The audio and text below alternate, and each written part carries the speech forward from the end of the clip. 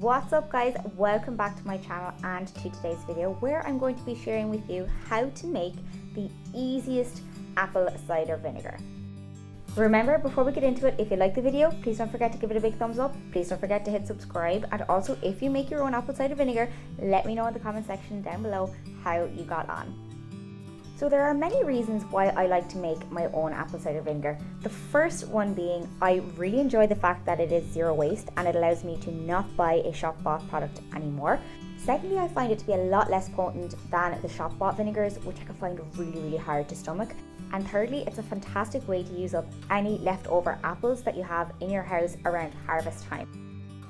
So for this particular batch, I've picked a variety of apples that were for the most part lying on the ground after harvest. I probably picked these late September, early October, just as the harvest was finishing, and one shop bought apple from my fruit bowl, which I didn't think I was going to get around to eating, but as you can see, is only slightly bruised. But as it is a sweeter variety, it's just going to add a little bit of depth and a little bit of sweetness and flavour to the final apple cider vinegar. But you can use absolutely any variety of apple. And the first thing that we want to do is chop your apples up into small chunks, because the more of the apple that's exposed, the more the bacteria is going to have a surface area to work on. I like to use every part of the apple. You can even use cores or scraps for this, but I do like to take out the seeds. You can absolutely chop these even smaller if you wanted to, but for me this is a perfect size. And the amount of apples that you will need will depend on the size of the container you have. So you want to fill it up about 3/4 the way full with your apples, and whatever type of container you use is absolutely up to you. Plastic, glass. I really like this glass container from IKEA. It's just the perfect size for this particular batch. Next step then, we're going to add about 1/4 cup of sugar into the apples. Any type of sugar is absolutely fine. I have just used plain granulated sugar. You can use caster sugar, brown sugar, anything that you have on hand. That sugar is basically just going to feed the bacteria and get things kick-started. And once they've actually fed on all of that sugar, they will move to the sugar in the apples. And to your apple and sugar mix, we're going to add some water. Now what I like to do with this is to leave the water jug on the counter overnight, because we don't want to add any chlorine or any other chemical that could actually prevent or inhibit or even kill your bacterial growth. Chlorine and other additions to tap water can actually inhibit and prevent that. So leaving it out overnight allows some of those additions to just evaporate into the atmosphere, and you end up with a more pure form of water. But if you can get your hands on distilled water, all the better. I don't have access to that, so this is a great way to do that. And you're going to fill your glass container just to the top of the apples. Give it a good stir around to dissolve all that sugar. And once that bacteria has started to break down that sugar, what's going to happen is they will actually start to eat the sugars in the apples, breaking them down and producing your vinegar. And we just want to cover that now to make sure that no debris or dust gets inside, because we are trying to get the benefit of all the natural yeasts that are present in the air without being influenced by any dust particles or microbes that might be floating around in the air.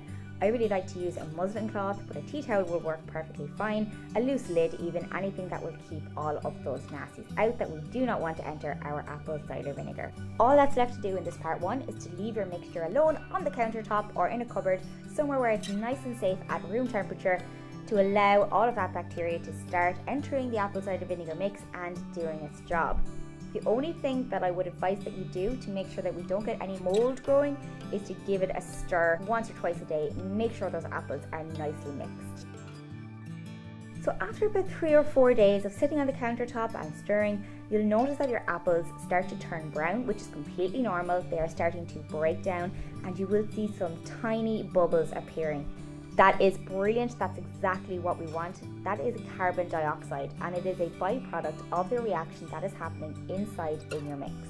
You can see here as I stir that more and more bubbles are starting to form, and as you stir every single day, you should notice more and more bubbles. One thing that you should note is that you won't end up with the same volume of apple cider vinegar as what you started with. There is a certain level of evaporation that happens, and I would say you end up with about 2/3 of the original mixture that you started with.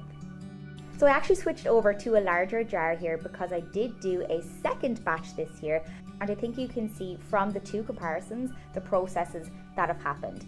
So in the bottle, you can see almost a separation. You see the really light liquid on the top, and you can see the darker, more thick looking consistency on the bottom. That is the apple cider vinegar mother. Now you can strain this out if you don't want it in your vinegar, but apple cider vinegar with the mother is a much purer vinegar. It's less refined, it's less processed, and the mother is what contains all those powerful health benefits that you've probably heard about. It's a very healthy culture of bacteria, so I never remove it, I always leave it in, and over time it will develop into what's called a SCOBY, to the point that you can actually remove the mother and use it to ferment other vinegars. So again, here on this second batch, you can see that I haven't stirred it for maybe 2 or 3 days. You can see the apples on the top are becoming quite brown. So I want to mix those in, make sure that the bacteria is having a chance to work on all parts of the apples. So we're breaking everything down, nothing's going moldy, and look at all those bubbles. That is absolutely fantastic. That's exactly what we want to see. This has been fermenting for about 30 days, which is what I would recommend. You'll probably be able to tell as the smell develops when your vinegar is ready, if you've ever had vinegar before. If this is your first attempt at making vinegar, you can buy pH strips, but personally, I trust my own judgment. I think you're probably well capable of assessing when something is vinegary enough to suit your taste. So don't be afraid to give it a taste, it's not going to harm you. For me, this was absolutely perfect. Again, not nearly as potent as the shop bought stuff, which makes it really, really easy to stomach. And all I'm going to do is take a funnel, a glass bowl, and a sieve, and I'm going to pour the apples and strain out all of that beautiful vinegary liquid. You might need to do this in batches depending on the size and the amount of apples that you've used, but look at all that lovely liquid straining through. Give it a helping hand, give it a stir, give it a squeeze, make sure you're getting all of that lovely liquid out of the apples.